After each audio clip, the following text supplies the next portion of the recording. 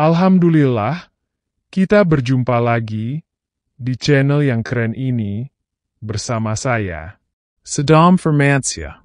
Semoga sahabatku sekalian dalam keadaan sehat walafiat, bahagia ceria, berlimpah karunia yang banyak yang penuh keberkahan. Dalam ridhonya Allah Ta'ala.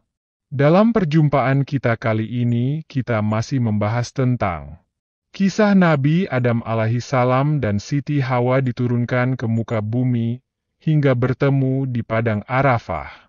Nabi Adam alaihissalam adalah manusia pertama yang diciptakan oleh Allah Subhanahu wa Ta'ala dari tanah.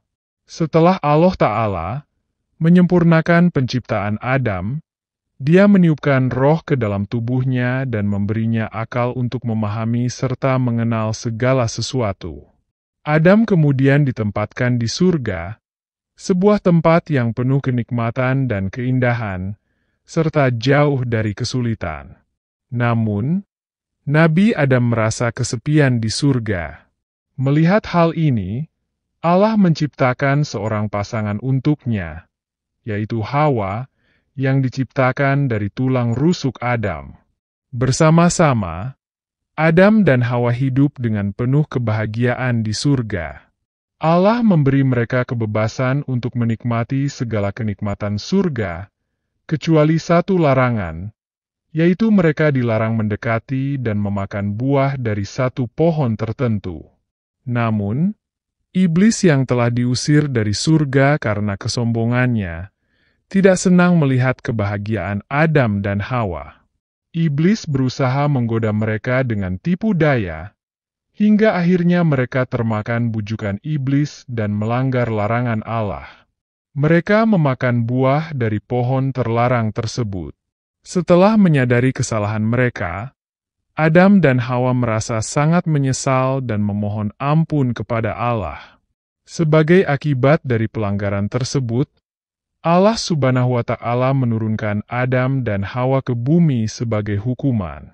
Namun, hukuman ini juga membawa hikmah besar, karena melalui keturunan Adam dan Hawa, umat manusia akan berkembang di muka bumi. Mereka diturunkan ke tempat yang berbeda. Nabi Adam diturunkan di sebuah gunung di India, sedangkan Hawa diturunkan di Jeddah, di wilayah yang kini menjadi bagian dari Arab Saudi. Keduanya terpisah jauh dan harus menjalani kehidupan di bumi dengan kesulitan yang belum pernah mereka alami sebelumnya. Selama bertahun-tahun, Adam dan Hawa menjalani kehidupan yang penuh penyesalan dan doa, memohon ampunan Allah Subhanahu wa Ta'ala. Mereka juga berusaha untuk mencari satu sama lain, meskipun berada di tempat yang berbeda.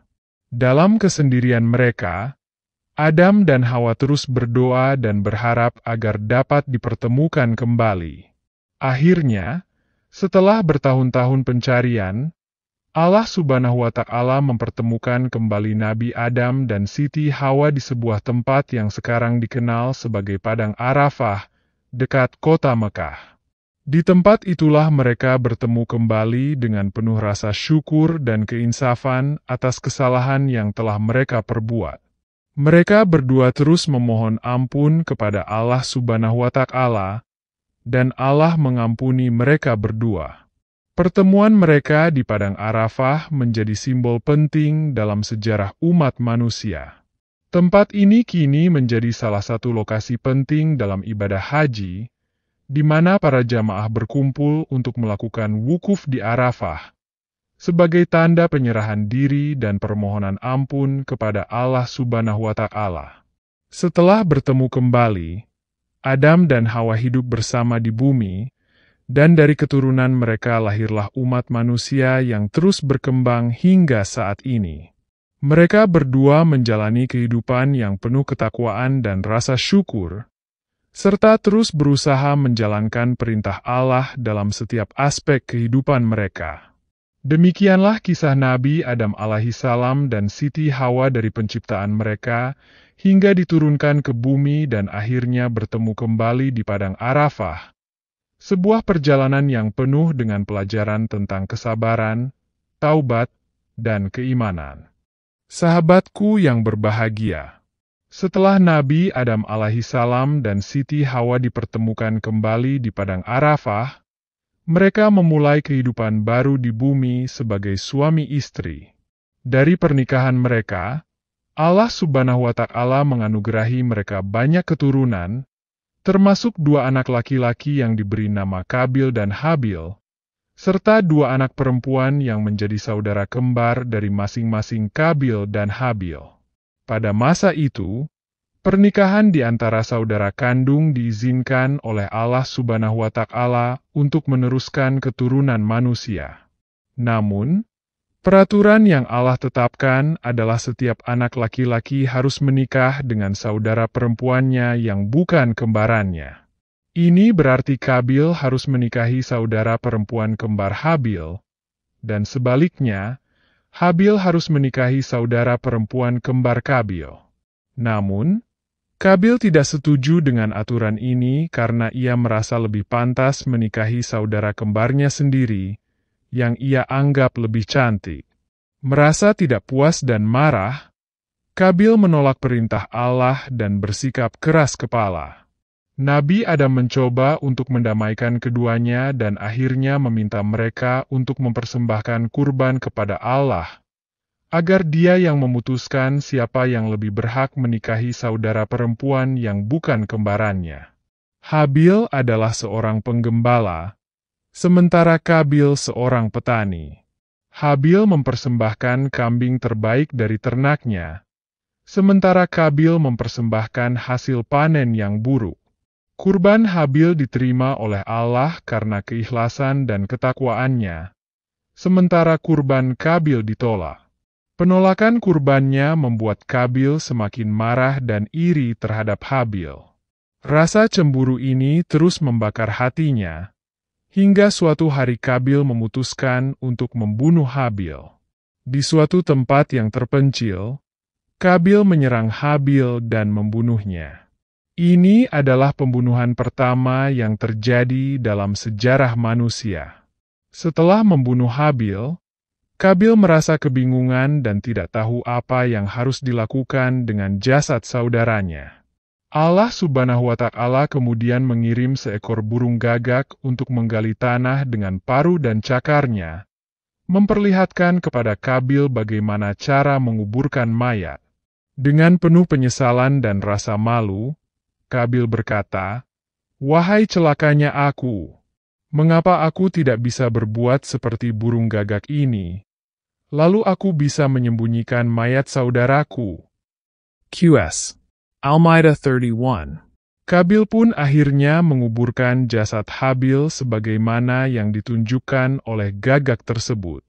Setelah kejadian tragis ini, Kabil merasa bersalah namun tidak bertaubat. Ia kemudian meninggalkan keluarganya dan pergi hidup di lembah yang jauh dari tempat tinggal Adam dan keluarganya. Di lembah tersebut, Kabil hidup dengan cara yang jauh dari ajaran Allah.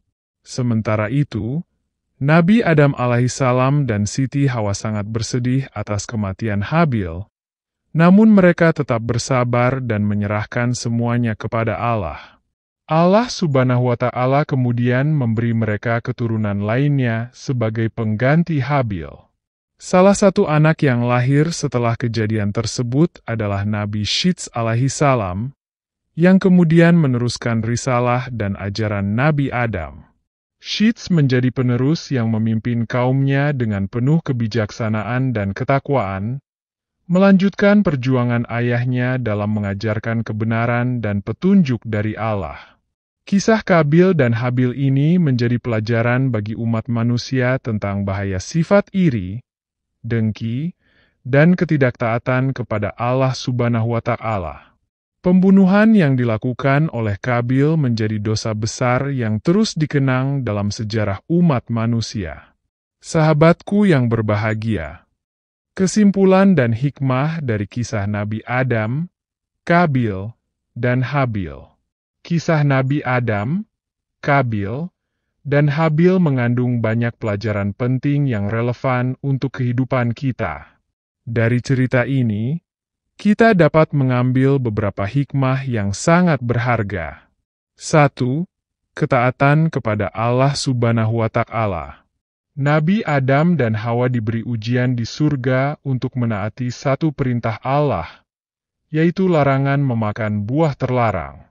Namun, ketika mereka melanggar perintah tersebut, mereka segera bertobat dan memohon ampunan kepada Allah. Hal ini mengajarkan kita bahwa dalam hidup, kita harus selalu menaati perintah Allah, dan jika kita berbuat salah, kita harus segera bertobat dengan tulus. 2.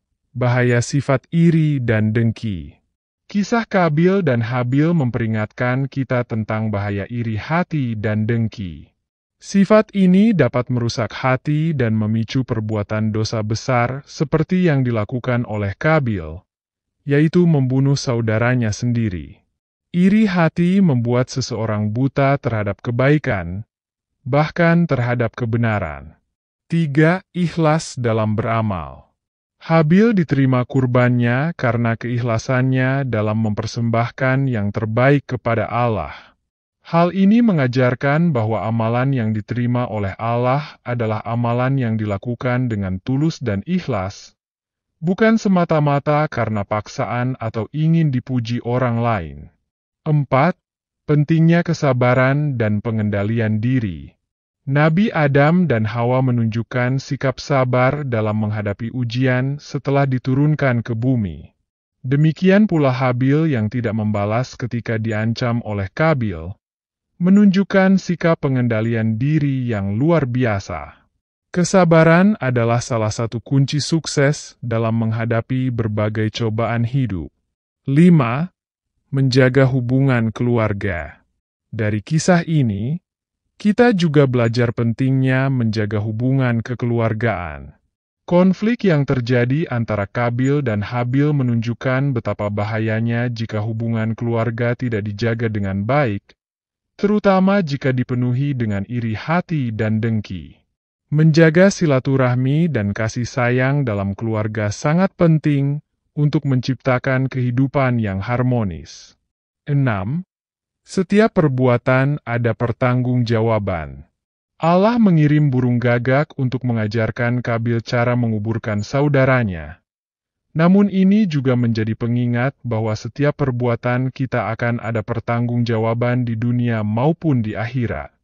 Perbuatan dosa seperti pembunuhan akan selalu meninggalkan jejak yang kelam dalam kehidupan seseorang. Kisah Nabi Adam alaihissalam dan keturunannya mengajarkan kepada kita nilai-nilai ketaatan, kesabaran, keikhlasan, dan bahaya sifat iri hati.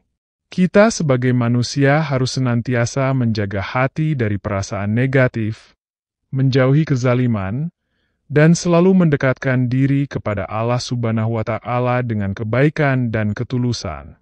Setiap tindakan dan pilihan yang kita buat di dunia ini akan membawa konsekuensi di akhirat, sehingga kita harus bijaksana dalam bertindak dan beramal. Semoga kita bisa mengambil pelajaran dari kisah ini dan menjadikannya pedoman untuk hidup yang lebih baik dan bermakna. Hanya dengan mendekatkan diri kepada Allah, menjaga hubungan baik dengan sesama, dan ikhlas dalam beramal, kita dapat mencapai kebahagiaan di dunia dan akhirat. Sahabatku yang berbahagia, demikian kisah ini saya sampaikan, semoga bermanfaat menambah wawasan atau literasi pandangan kehidupan kita di dalam menjalani kehidupan ini agar kita senantiasa dalam kebaikan di jalannya Sang Maha Pencipta sehingga kita mendapatkan rahmat dan ridhonya Sang Maha Pencipta Allah Ta'ala. Apabila ada kesalahan dan kekurangan, saya mohon pintu maaf yang seluas-luasnya. Atas perhatian dan dukungannya saya ucapkan terima kasih, semoga menjadi nilai kebajikan bagi kita semua. Dan saya akhiri dengan mengucapkan Wassalamualaikum warahmatullahi wabarakatuh.